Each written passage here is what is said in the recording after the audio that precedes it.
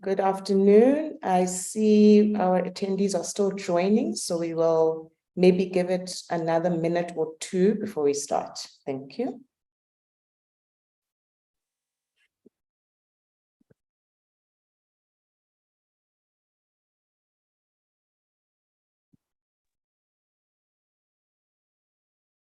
Good morning again. Lwazi, I sent you my presentation. I hope you can see it. Yes. Okay, let me see if I can find it.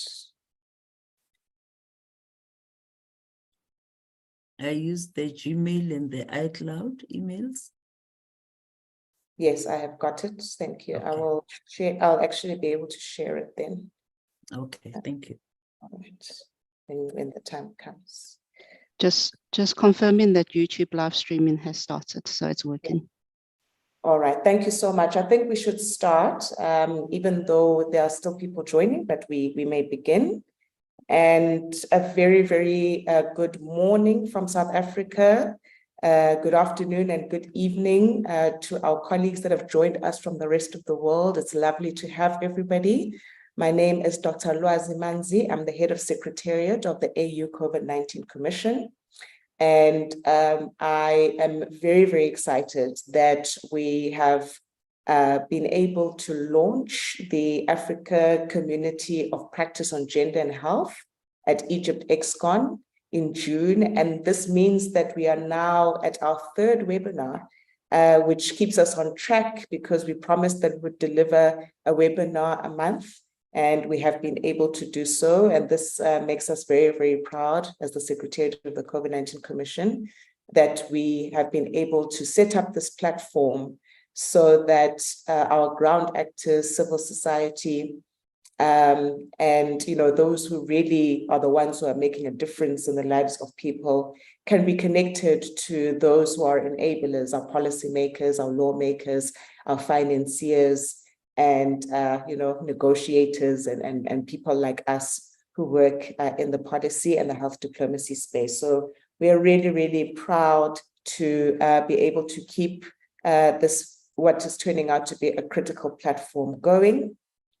And welcome to all of you. And today we have a wonderful lineup of speakers who are going to discuss the issue of pandemic prevention, preparedness, response, and recovery, which is a topic, as you all know, that is being discussed in many, many fora around the world, including the United Nations General Assembly right now.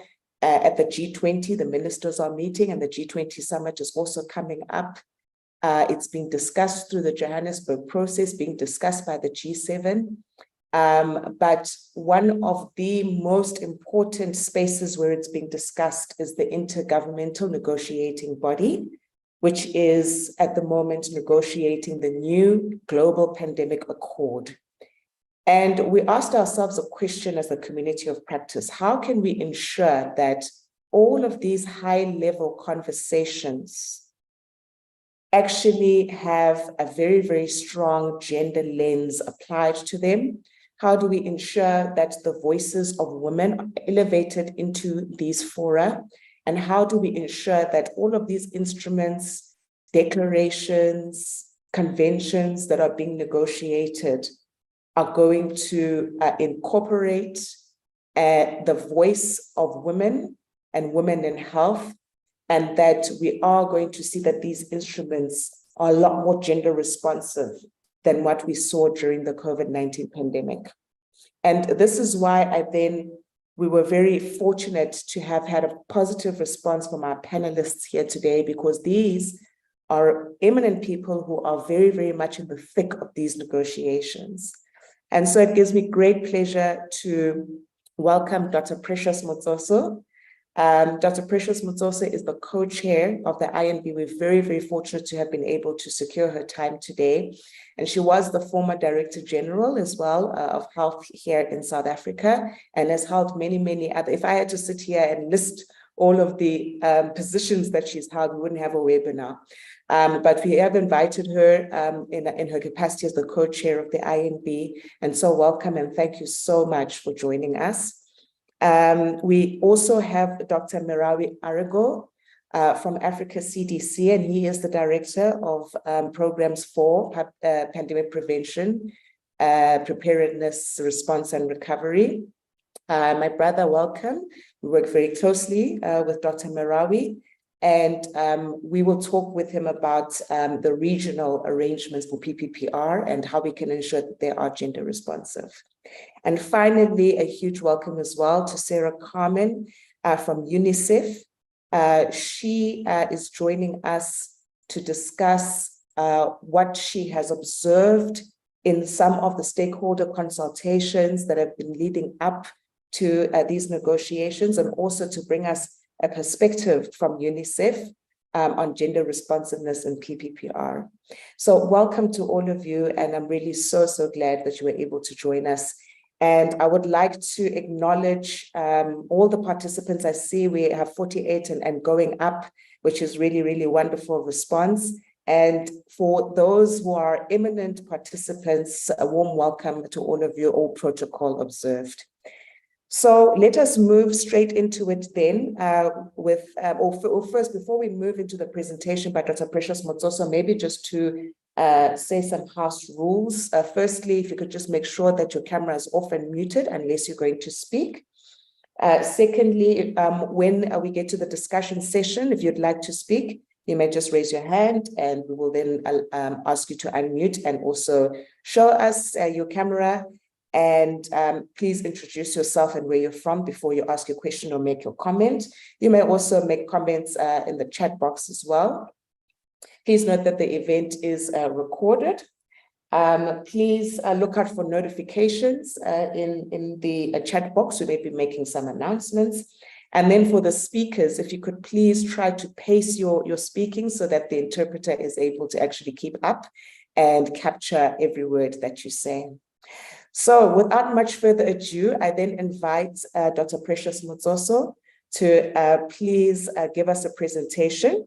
And Dr. Motsoso, I know that we have discussed what you'll be discussing, but for the benefit of the audience, what we asked Dr. Motsoso to do is to firstly explain what is the Intergovernmental Negotiating Body, because we appreciate that everybody's at different levels of understanding of the INB, what it does.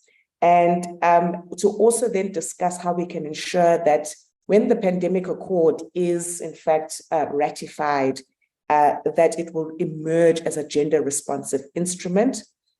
And we'd also like to discuss with her how civil society, ground actors, ordinary people can actually be part of influencing and shaping the policies that are going to actually determine the outcome of the Pandemic Accord negotiations, and the importance of ensuring that ordinary people's voices are actually heard. So Dr. Precious Motsoso, over to you. And if this current screen can be taken down so that I can share my screen for Dr. Motsoso's presentation. Thank you very much. Thank you very much, Dr. Manzi, and all the organizers of this event. It is an honor and privilege to actually address you at this important month in my country, Women's Month, but also at a time where we really need to focus. I actually chose to use this picture for the conference just to reflect and make a statement that, you know, it means we're still far. This is the INB Bureau, the Intergovernmental Negotiating Body on gender, on the Pandemic Accord. It's an accord that is intended to help us address the gaps that were from the lessons, of course, that we learned from COVID-19. I was part of the intergovernmental process prior to this, which was established by the World Health Assembly to evaluate the COVID response. It was independent pandemic preparedness and response that was led by President Sirleaf Johnson and Prime Minister Helen Clark. And one of the things that I think is still missing is representativeness of women at a high level. So the picture that you see is actually the members of the Bureau of the Intergovernmental Negotiating Body. And I'm there in the middle with Dr. Tedros Ghebreyesus, the Director General of WHO, and the others are members of the different regions. As you know, the World Health Organization has 6 regions, and I represent the African region, but I'm the co-chair of the whole thing of all the 194 member states. And I've argued that, you know, the member states say in word that they support gender representativeness, gender participation, gender equity, but they say it in words, but we don't see it in action. And I think you'll see as we proceed that this is the case. Next slide, please. So the World Health Assembly took a decision that we needed to have an intergovernmental process that would drive and negotiate and come up with a convention, an agreement, or other international instrument. As you know, there are different types of instruments. You either have a treaty or you have a convention, a framework convention. And most of you maybe are aware and also be familiar with the convention, framework convention on tobacco control, which has been established a while ago to help us fight the ill effects of tobacco, the harmful effects of tobacco. And this will be in a similar vein, and instruments that will have a legal force at national, at global, but also at regional level. It was in recognition of the gaps that were identified, the gross underinvestment in preparedness, pandemic preparedness, but also the inequitable access to medical countermeasures that particularly this region experienced over the COVID-19 response phase, which is still continuing. As you know, that we've now seen the identification and characterization of yet another strain of COVID. Next slide, please.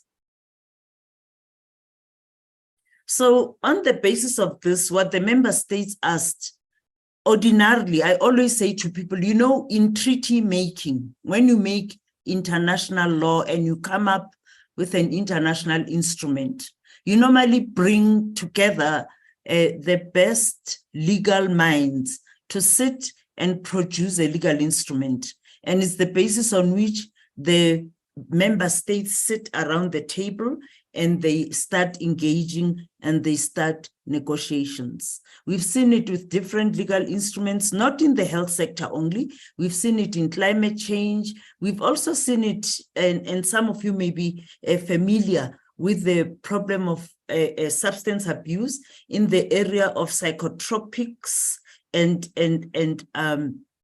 other substances of abuse. We have some legal instruments that are part of the United Nations, which are under the International Narcotics Board convention. So there is a convention already in that regard. So there's a Paris Convention. There are also protocols. So in this particular regard, they said before we even come up with a legal instrument, we must first identify what are those things that we'd like to see incorporated in the instrument. And it's the basis on which we collected the elements of the instrument. We asked both member states, but also relevant stakeholders. And the idea was to get written inputs through a digital platform that we developed. And we pulled all of these, synthesized all the thematic areas, and so that we could come up with a coherent kind of working draft and ensure that we reflected various perspectives. But I think it was also to help us ensure that we could address 4 key thematic areas. one, the most important, equity.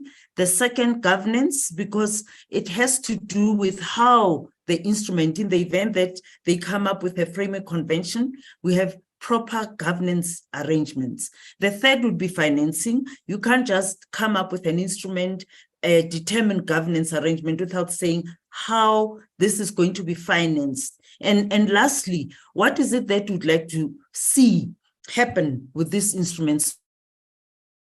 So we came up in an area where we could identify systems-related issues that will ensure that you have a resilient and strong health system. On the other hand, the development of tools, whether through research and development, technology transfer, and so on. And this would also help us as we design it to ensure that we refer to existing international instruments, like I said, the Framework Convention on Tobacco Control, but of course, other instruments that exist, like the Nagoya Protocol and CBD and so on. Next slide, please. And it is on the basis of this that we came up with a conceptual zero draft. We've been involved in consultations and the blue highlighted areas. These are the hyperlinks that you can see so that you can access all of these documents. But what we've seen with the development of the zero draft is that there were actually divergent views. And I'd just like to make a list of a few. Like, for instance, there are countries that feel very strongly, particularly in our region, that equity is extremely important.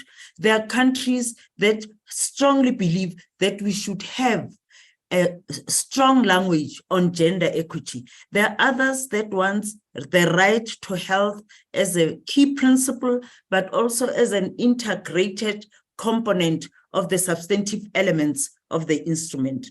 But it will also be important that we don't just have those substantive elements, they are also binding in terms of what is provided for in the WHO Constitution. For instance, the right to health is an important principle, but how do we make it realizable?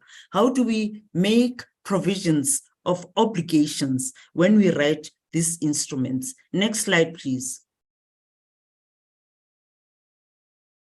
So based on this, we came up with and this is on the basis of what all the 194 countries said they wanted. They came up, I think, from the inputs that we collected. There were about 49 preambular clauses. I mean, a preambular should just be one simple, clear paragraph, but we had 49 of those. We had 8 chapters, 18 guiding principles, 38 articles. So what we decided was that, okay, we're going to ask them to say, of all these chapters that we've come up with, how do we make this practical? For instance, equity, how do we make this equity principle also a substantive element? How do we ensure that health systems, particularly for those regions that have weak health systems, that they can be prepared, they can be strengthened, so that when the next pandemic comes, they should be able to prevent the disasters that we saw with COVID-19. And how can we improve coordination, collaboration, and cooperation? Because we also saw during COVID-19 that coordination, collaboration, or cooperation was not optimal. So how can we improve that at national level so that there's a whole of society approach and also whole of government? How can we ensure financing is not limited and that the governance arrangements that supports financing are such that they're representative, and the representativeness must reflect the dynamics and the geographical arrangements. It should not just be that some of the countries that contribute towards a certain governance arrangements have more participation. So how do we bring the balance between countries of the South and countries of the North? And how do we ensure that there is civil society participation and also private sector participation? Because we also want to ensure that we can hold all of them to account. How do we ensure that the institutional arrangements are such that we can deliver on what is intended. Of course, the final provision are more the legal text that is important in any treaty or framework convention that is developed. Next slide, please. So based on this, we actually compiled. I wanted to use this exercise to just show you in this negotiation process how complex it is. For instance, the country said they wanted equity. We provided language for equity in the zero draft. And if you look on the left, we have compilation text. What you see on the left is what all of them said they wanted in terms of equity. We started with a document that is 38 pages. And with all the inputs that we collected, we ended up with a 208-page document. I'm raising this, and maybe you may ask, but what is the relevance and what is this? It's because if we talk about, let's say, gender equity, and you say you want gender responsiveness, in the manner in which the text is compiled, and for this 208-page document, it means when these countries negotiate, it's going to take them 10 years. I don't think we have 10 years available. I don't think we have the luxury of waiting 10 years anyway, because if the next pandemic hits, we should be ready. And I think we probably need to be far more focused, and we have to identify language that will be more relevant, that is implementable, that is operationalizable, not just general language or, a language that is not useful. So for equity, we started with the zero draft in red. We ended up with a compilation text, and we took all of this and collapsed it and ended up with what I call the Bureau's text. We did this for all the articles. And I know that some countries were saying, oh, our inputs are not in. But we said we want something that is practical because we don't have the luxury. Our deadline is the 24th of May, meaning by the 24th of May, we must have a legally binding instrument that can be implementable, that can be operationalizable. Next slide, please. So based on this, and I wanted to use this. You probably see it's me again alone with this time 7 men again. And all these gentlemen that you see in the slide, it's members of my bureau, but also the co-facilitators of the UN high-level meeting. Dr. Manzi mentioned earlier that there are multiple processes that are underway. One of those is the UN General Assembly high-level meeting that is underway at the moment to come up with a declaration.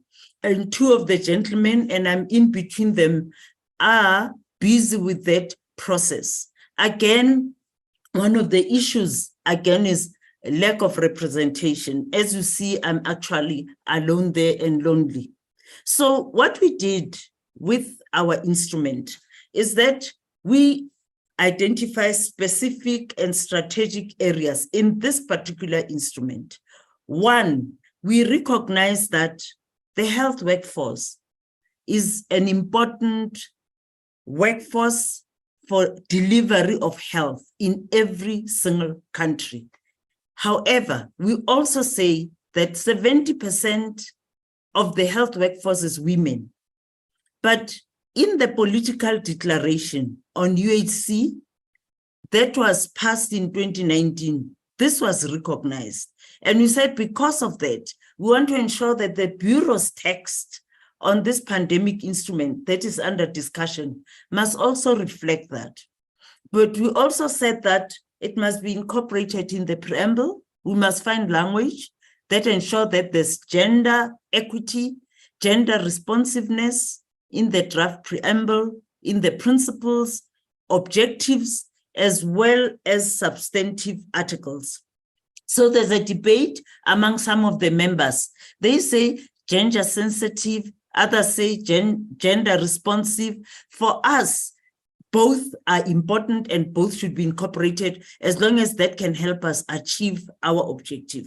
But I wanted to send this message to all of you that 4 key areas, whatever happens to the pandemic treaty, if we come up with a treaty or framework convention, there are 4 key areas that must be incorporated. One is the increase in the proportion of women health workers and carers in leadership roles, meaning a slide like this must not happen in future. In fact, the working group for the amendments of the international health regulations does not even have a single woman. We actually had Ambassador Grata from Indonesia. She's gone back to Indonesia. So she was replaced by another male. So we have 6 men for the WGIHR, and on my part, we have 5. So for a team of 12, there are 11 men and 1 woman. So this must change. And I hope that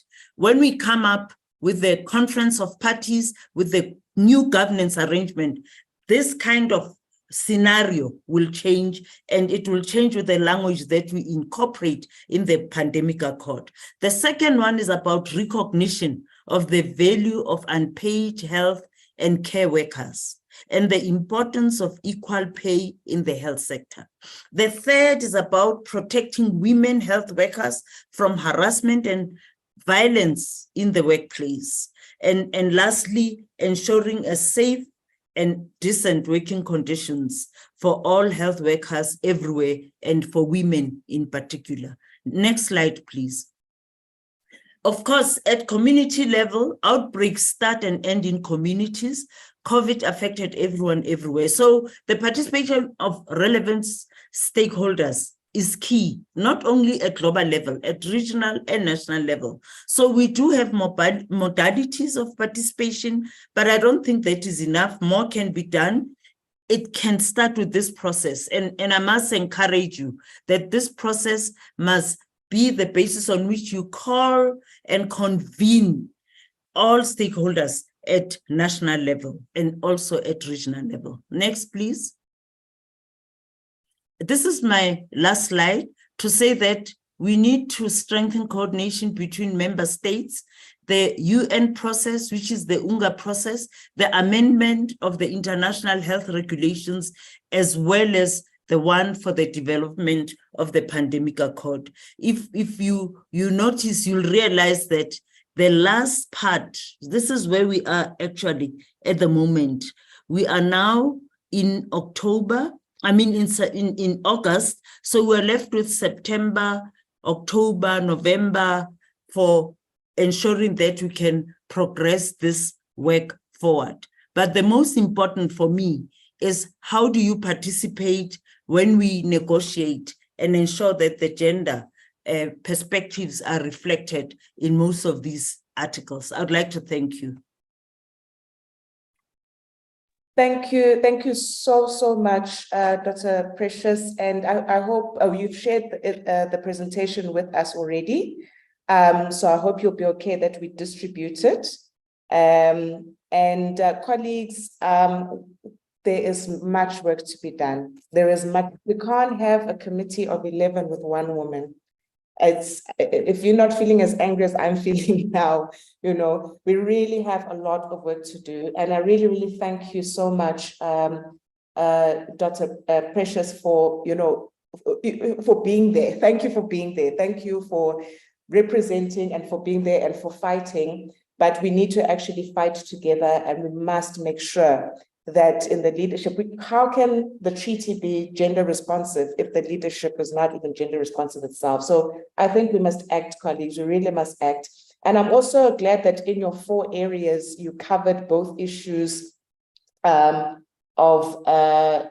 economic rights and justice, as well as gender equity. Because I find that there's a lot of discussion on gender equity, but we forget about the economic rights and justice part. So I'm really, really glad that that came through, but there's also still more work to be done, to deal with the whole spectrum of gender issues that emerged during COVID, and not just in the health workforce sector. So I think, if anything, this presentation has really highlighted just how much work we have to do and that we must do it together. And when we get to the discussion part, I'd really like to hear from the attendees what we can do to come together, coordinate more to actually deal with issues of gender responsiveness, gender sensitivity in these negotiations, because there's still a lot of opportunity to actually influence.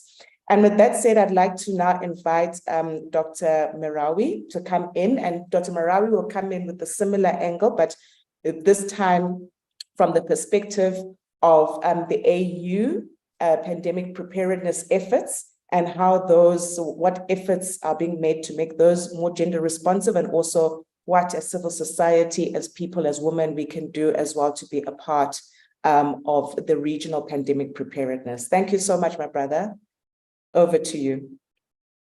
Thank you, Dr. Lwazi. Thank you very much. Really, I really appreciate the Secretariat for setting up such a platform where we can discuss, especially in our sector where we have a lot to do, a lot of health workforce, women health workforce that are not well observed. Saying that with regard to the Africa Union, Africa CDC, Pandemic Prevention, Preparedness and Response and Recovery platform where we are currently developing in, we have a lot to include and also to reflect in. So just a little bit stepping back, what are those lessons learned from COVID-19 that we have been struggling as a continent in general? You know, it's of course globally, no country was ready or prepared for such a magnitude of a pandemic, with both materially, financially, or even with human resource. And it was really very challenging in our context, the healthcare system, which is already overstretched. And when beyond COVID-19 and all this pandemic, we at the continent, we report over 100 health emergencies every year in the continent, which means we have a lot of huge burden of health emergency, especially with infectious disease outbreaks across the continent. Saying that the Africa Union preparedness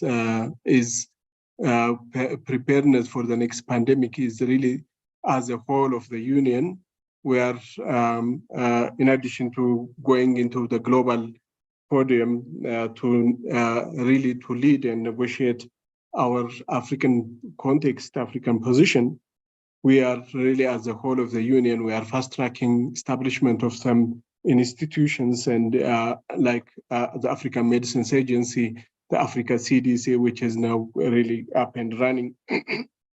And with the concept of the new public health orders that we are really currently rallying around. What does it mean in preparing the continent is really addressing those challenges that we have faced, especially with medical countermeasure and workforce limitation in workforce and health emergency workforce that we're struggling to deploy a lot of health workforce across the continent. So we have this huge movement, we call it a new public health order, with encouraging local manufacturing, establishment of national public health institutes to house some of critical core competencies for health emergency response, and also workforce development that we are really working on.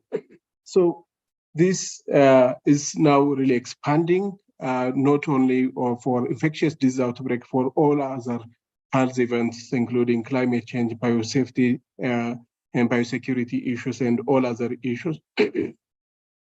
This is really how the whole of the Africa CDC PPPR initiative is going around, and we are developing an investment case so that we really harness partnership with public-private and to really invest in it so that we can really get better prepared for the next pandemic. I think when it comes to really to the gender and gender responsiveness in our context, it's a really very, let me take you back. I think if you see the whole sector and the health sector, especially primary healthcare units, over 70% of our health workforce are women. when you go down into the community, over 90% of community health workers are women.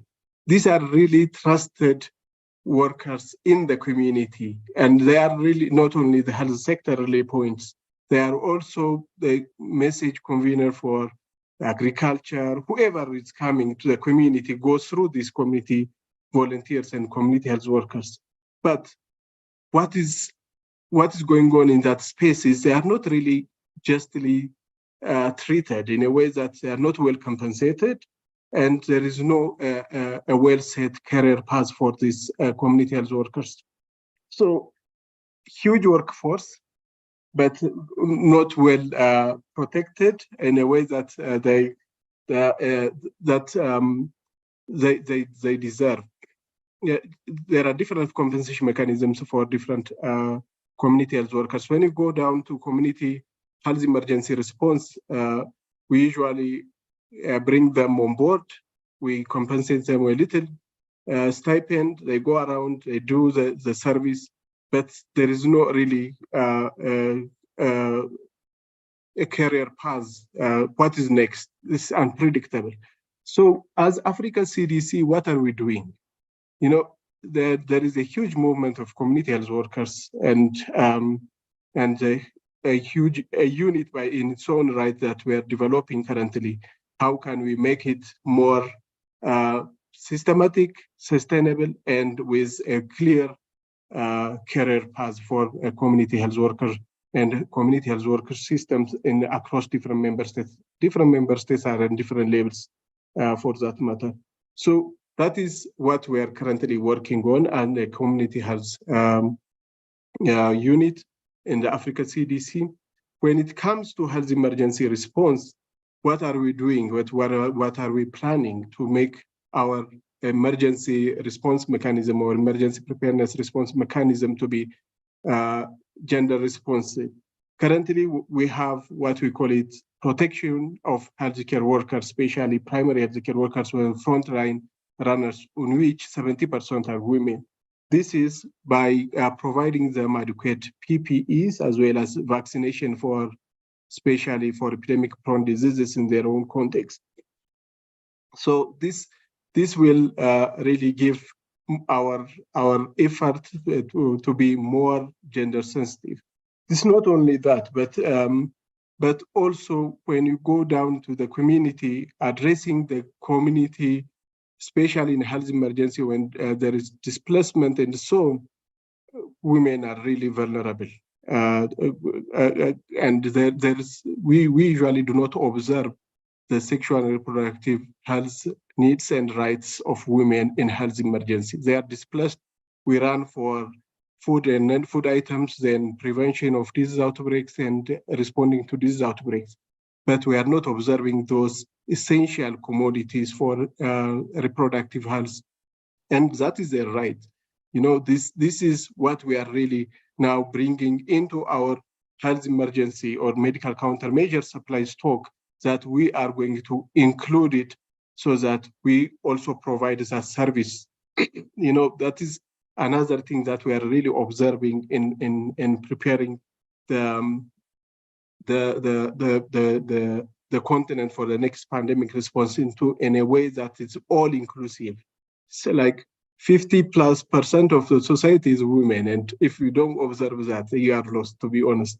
So it's really very, very important. And one point that you raised is like, how can women-led organizations, civil societies really help us?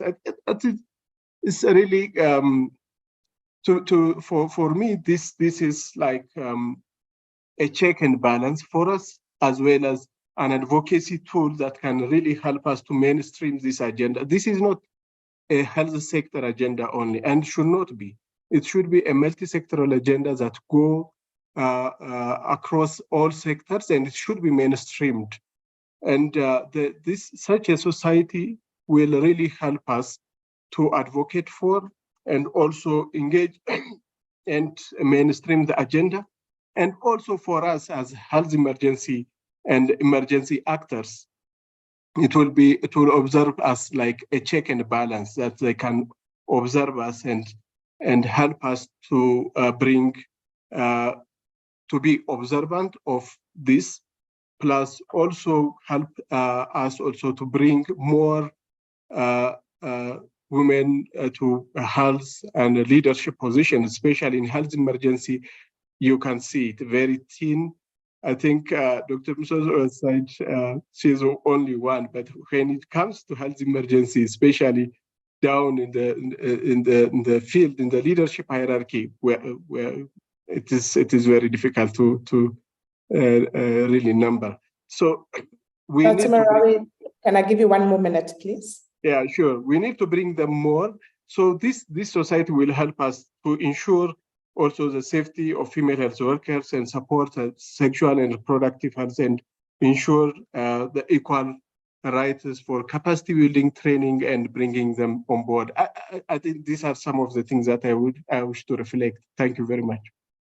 Thank you so much. We just can never have enough time to fully unpack everything in 1 hour, but I'm so glad that you brought up the issue of community health workers and the fact that they actually should be formally employed with all of the occupational protections, that should come with the kind of work that they do. In fact, some of them were even calling for danger pay because they're out there in the communities in very unpredictable environments.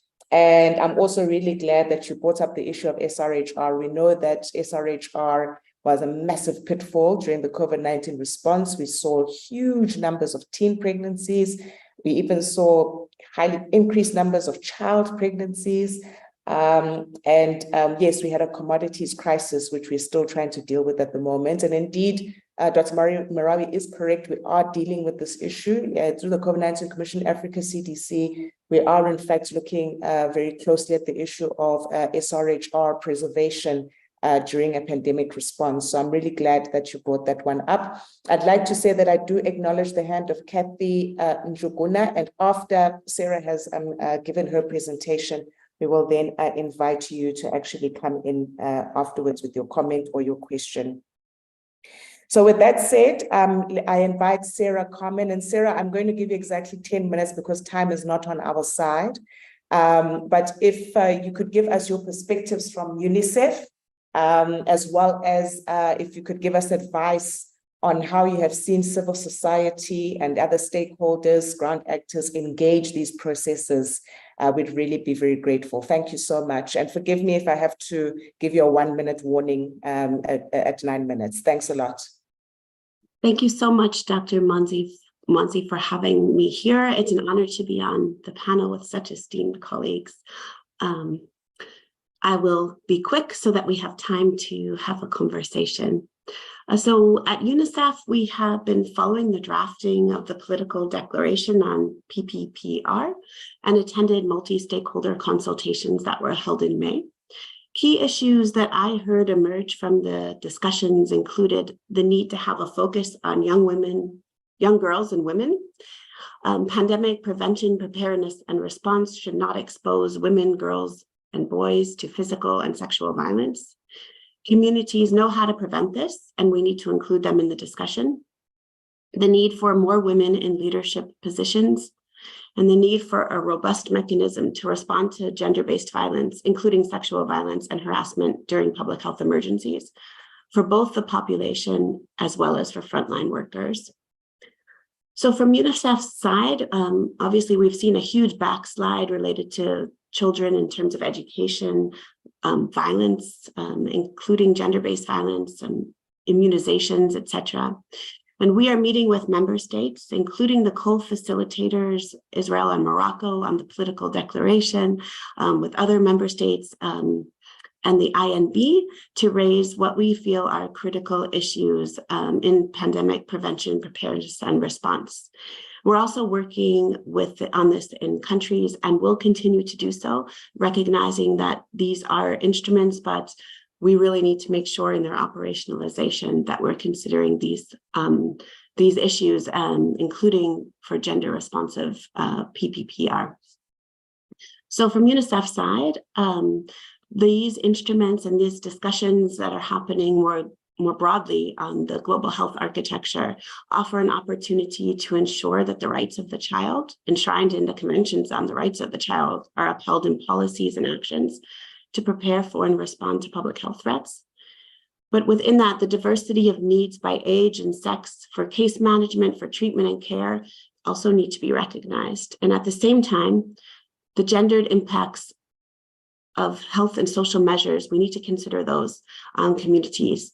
These can include increases in gender-based violence, loss of jobs in the informal sector, including as a result of restrictions of movement, school closures, and all that brings for the physical, mental well-being of children.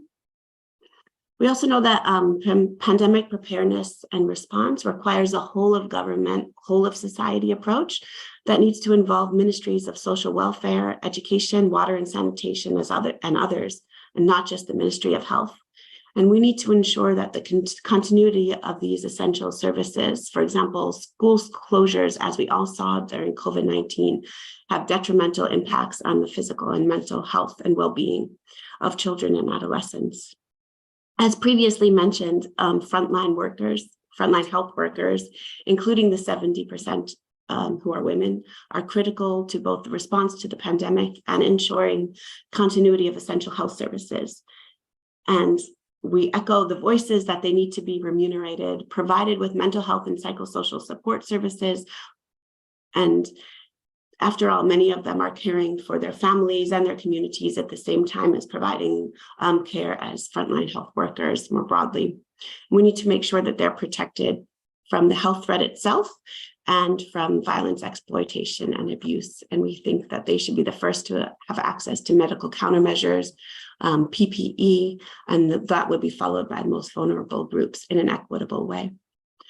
But we also need to invest in the social workforce and adapt modalities for service delivery to ensure support to vulnerable families during pandemics, including, for example, treatment adherence, psychosocial support, and provision of information.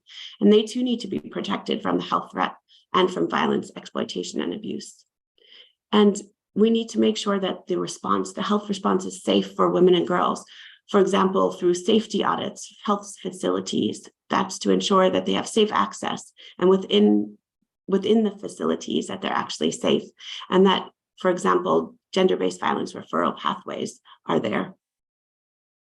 We saw this in COVID-19 when our Lebanon country office did safety audits of isolation centers, quarantine centers to make sure that women and girls were safe.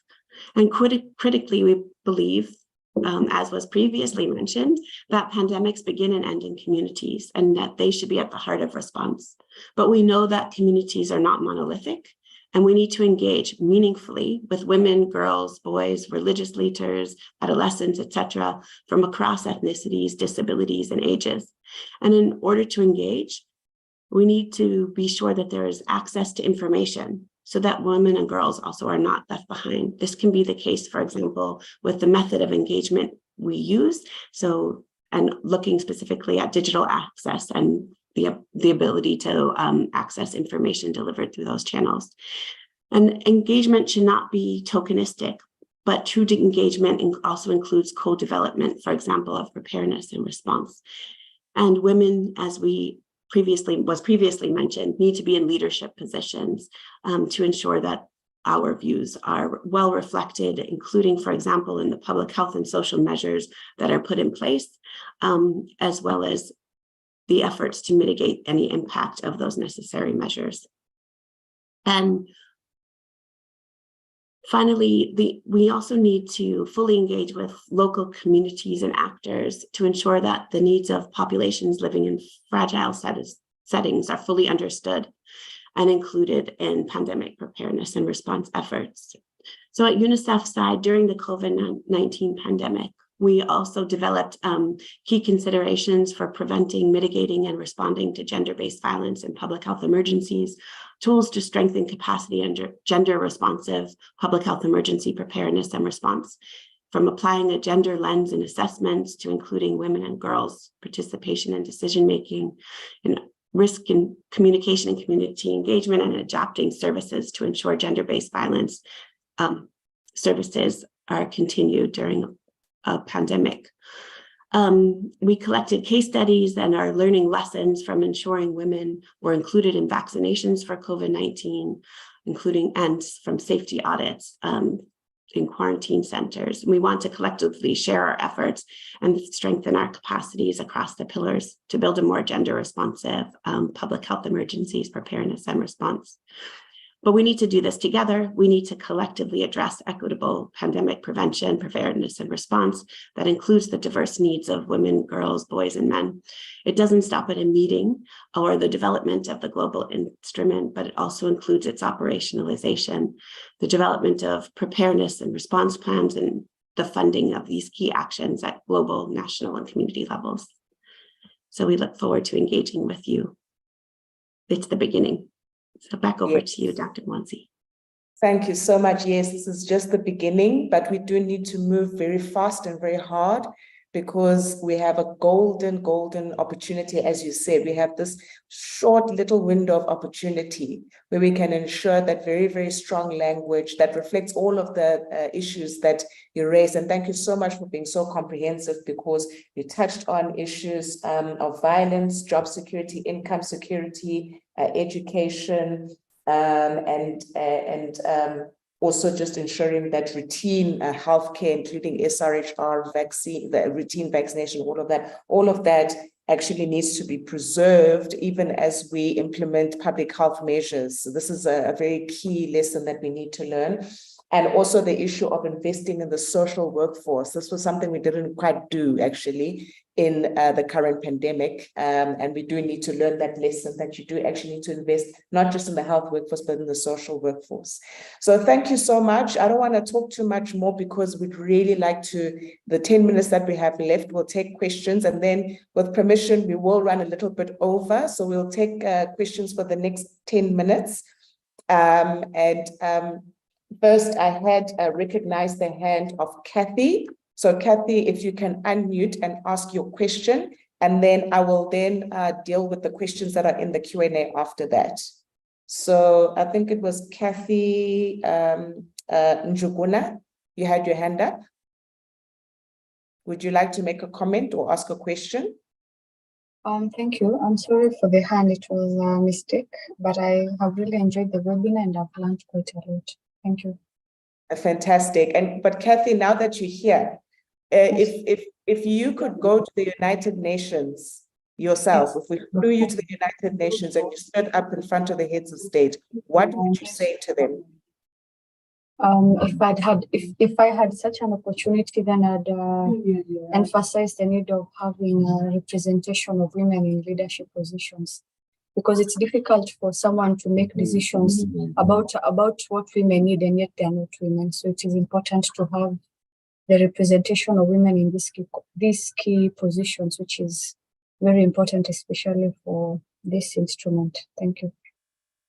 No, thank you very much. And this is clearly a recurring theme that's coming up. And colleagues, you won't have an opportunity to speak to Dr. Precious Motsoso maybe again. So please take this opportunity while you have the co-chair of the INB, and you've got somebody from UNICEF, got somebody from Africa CDC, you've got myself.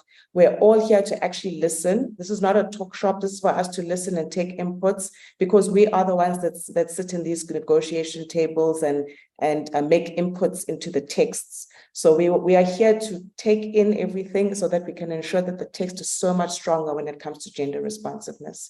So there's a question that I'm going to direct to Dr. Marawi from Richard Kibuka. I hope I pronounced that well. Are there any local indigenous knowledge and skills being recognized as part of our activities in PPPR? Because he didn't hear anything about that.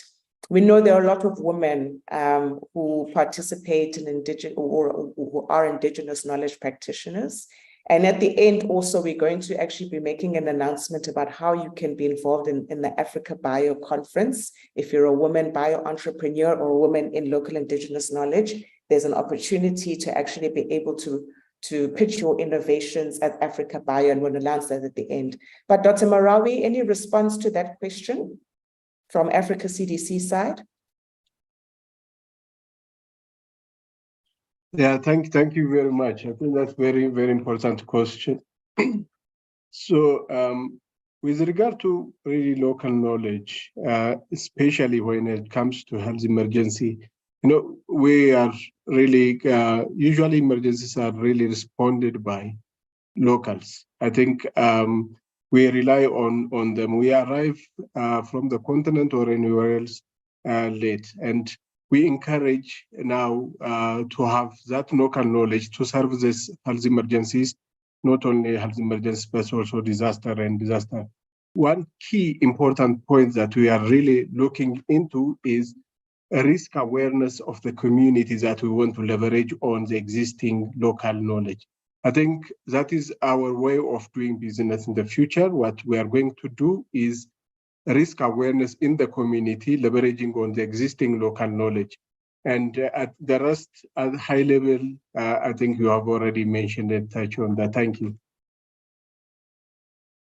Thank you so much. Thank you very much. And thanks for raising this, Richard, because I'm seeing Lisa Bonadonna here, and it reminds me to let everybody know that, in fact, we are having an AU BRICS Pandemic Preparedness and Response meeting next week, a side event, and it may actually be quite nice. And I know, for instance, China and India are huge on pushing indigenous knowledge systems. So it'll be really nice to actually be able to feed back to this group and other stakeholders on how that conversation goes, and in particular, from this angle. So I'll take one more question, which is on the chat. There's two questions, but I'll condense them into one, and I'll ask Dr. Precious Mutsoso to respond to this one. And Joyce Moriti is asking, essentially, can an ordinary person come in and draft and actually be part of drafting the instrument, or otherwise, how can we get ground actors, ordinary people, to feed into the drafting of the instrument? Thank you. Thank you very much. I think that's a very important question. You'll recall that when I was presenting, I said outbreaks start in communities and they end in communities. And it is for that reason that we actually have language in the instrument that make reference to whole of government and whole of society approaches. And when we say whole of society, what we'd really like to see is that at local level, at sub-national level, we have different formations.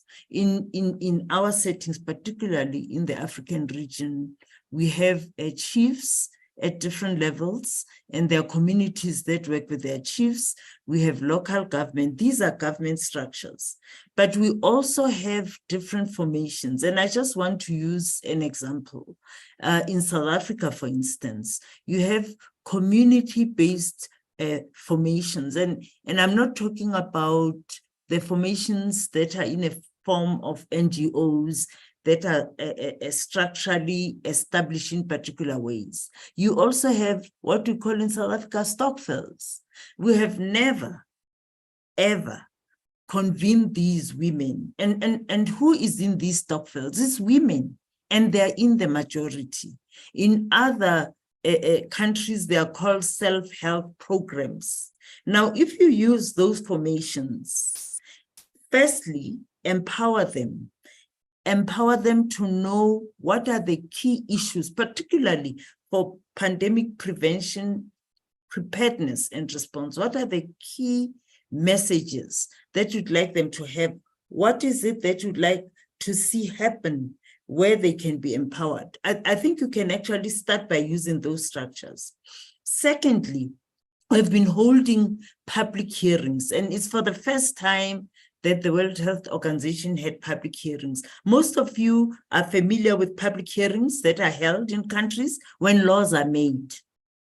We had a similar kind of thing. But of course, we're also mindful of the fact that people who are in rural settings will not have access to a network where they can submit. So we had actually asked people to make recordings, meaning you record and you state what is it that you'd like to have. We allow you to record, like, let's say, for a minute or two, and we take those recordings and incorporate them into the overall inputs that are going to inform what should be in the pandemic accord. And this is the process that we had established. But what we would like to see now, as the negotiations are going to start, is that we have similar arrangements at national level, similar arrangements at a regional level. This is how I would encourage you to participate. But this is just for treaty making. But for the future, there must be these formal structures that exist so that when there are pandemics, they can just be reactivated immediately. You don't have to set them up from scratch every time there's a pandemic. In fact, the African region has a lot of outbreaks that happen all the time, multiple outbreaks actually. And I think it should be the basis on which we have these structures established. But thank you very much for that question. I think it was a very important one and a relevant one. Thank you. No, thank you very much. And that question really does go to the heart of what we're trying to achieve here as a community of practice. And that is really to link ordinary people, with these processes that affect their lives, so that will affect their lives and that will touch their lives. And I love these ideas. I love the idea of, for example, the stock files. I mean, that is a really great way, actually, of achieving representation, traditional leadership, etc. So I think we're going to be taking some of these ideas, Dr. Matsoso, and we'll actually try and see what we can do here as the community of practice to try and really get those views in from communities. But with that said, unfortunately, we have run out of time. And I'm going to just ask Joanna Ria, who is for one of our partners, from the UN University. She's a research fellow from the UN University, International Institute of Global Health, to just give us a very, very quick summary. And then straight afterwards, she can be followed by Dr. Asher George, who is from the School of Public Health at University of Western Cape, our other partner in the community of practice, to give us our closing remarks and the vote of thanks. Thank you so much. Thanks so much, Dr. Manzi, for that. And I mean, it's been such an incredible webinar. And, huge thanks once again to all the speakers. I think, I've been tasked with trying to summarize everything in about 5 minutes, so I will do my best. I think what really came home through Dr. Precious's presentation, I think, was the overview of the process, making that more transparent, but really then honing in on how this legally binding instrument can be operationalized, and this particular focus with regards to gender responsiveness in the health workforce. So thinking about increasing women in leadership roles, but particularly health workers and carers, the economic angle with regards to equal pay, protecting women health workers from violence, and then really thinking about safe working conditions broadly. And I think, one of the points that has resonated even in this question and answer session is the need to strengthen coordination between member states. So moving from the global to the more regional and national level, and thinking about what does gender responsive pandemic preparedness really look like at these different levels. Dr. Merawi, I think, did a fantastic job with regards to pulling us in at the regional level, really looking at what Africa CDC is doing with regards to integrating gender in some of its work. He told us about the new public health order, for example, thinking about all emergencies and how we can better integrate and develop financial instruments than the case for investment in biosafety, with regards to climate change, infectious disease outbreaks as well. Then the community health workforce in particular was a group, again, sort of focusing on a particular subgroup of the health workforce that is very central to provision of care across the continent, the community health workforce, and what the community health unit is being developed to do from a very gendered lens. So looking at what it means for different member states.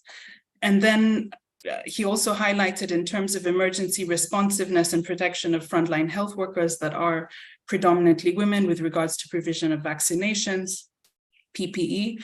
And I think really centrally, one of the final points he made was all the work they're doing to ensure that sexual reproductive health and rights remains at their forefront and is not sort of considered an optional, but very much an observed and essential service in health emergencies.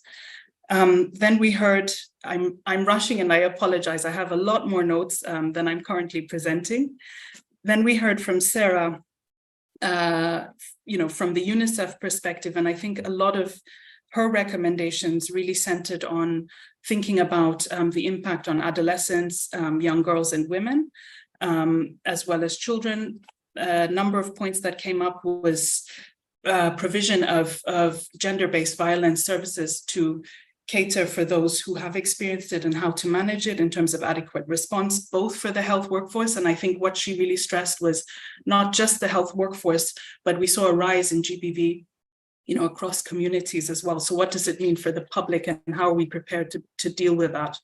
The gendered impacts of a lot of actions taken with regards to pandemic response. I mean, she mentioned school closures, for example, so really thinking about a whole of government response across sectors, the need for thinking about the social workforce and other vulnerable families or groups, and how we can better integrate them in this pandemic preparedness and response plan, and not being tokenistic. And I think this is something that has come up, as we're talking about more women in leadership positions, how do we ensure that we move beyond just a token tick box to really engaging, meaningful engagement and allowing women to voice and contribute to these various instruments, but also the operationalization of them at different levels.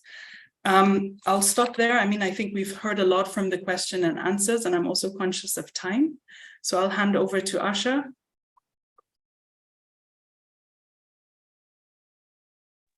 Thank you so much, Joanna. I know that was challenging to summarize because the discussion and presentations were incredibly rich and very comprehensive, and in that sense inspiring that despite the lack of representation, we have a very clear agenda for a very detailed agenda of how gender is critical for pandemic responses.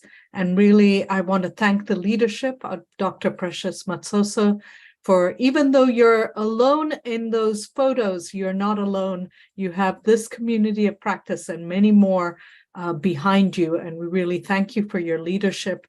And we're really inspired that so many elements of the gender dimension of pandemic responses are upfront being recognized, even if these negotiations are quite tasking.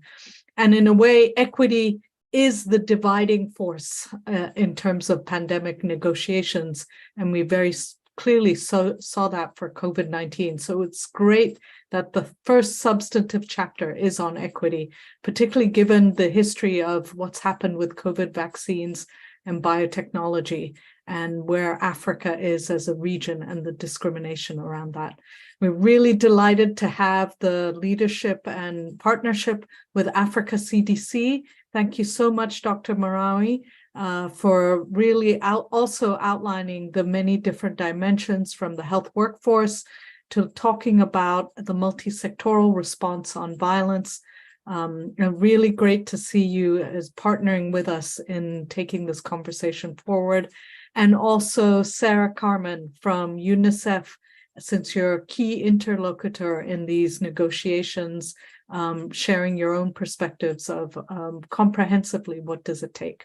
We have a last slide. I also would be amiss if I didn't thank Dr. Loazi, our partner and sister in this endeavor, for really excellent moderation, and Dr. Joanna Riha at UNU for summarizing things there and comments. I'm really delighted all the participants have had a number of questions and we've run out of time, but I would urge you to sign up for the Google group. This is our third webinar. We're really picking up momentum. So let's stay in touch. We also have a YouTube channel where we're posting each recording of each webinar. So get in touch through the Google group. And I don't know if colleagues have posted a link to the YouTube channel, but this is the email in which you can keep in touch. And we're very excited. This is how we're building momentum. From the past webinar, we started with a hybrid event at the Africa ExCon in Cairo. So we're moving from Cairo to Durban, to two ends of the continent. Next month, we're at the at this conference for BioAfrica, their 2023 convention. We have something that's come up as an innovation through this community of practice. We're really going to highlight the role of women's leadership and women's contribution to the African bio-entrepreneurship space. Because if we're going to make a difference, women's leadership is important in the pandemic negotiations, but also at the coalface of biotechnology in changing what kind of products we have and making sure they're gender responsive and addressing African women's needs. So please sign up to the Google group and stay tuned. September 4th, we're going to have a hybrid event at the BioAfrica Convention Center. There were a lot of questions, so we hope we take some of those comments into the Google group. And I really want to thank all the participants for signing up, as well as our partners at PATH for helping us pulling this webinar together. Thank you very much. We're really excited to have these conversations, and I really want to thank everyone's time. We know it's incredibly busy, and our high-level speakers, as well as all the participants for tuning in for this discussion. Let's stay in touch and let's keep the pressure on to make sure that those in leadership can deliver on this agenda. Thank you so, so much, and see you in September. Goodbye.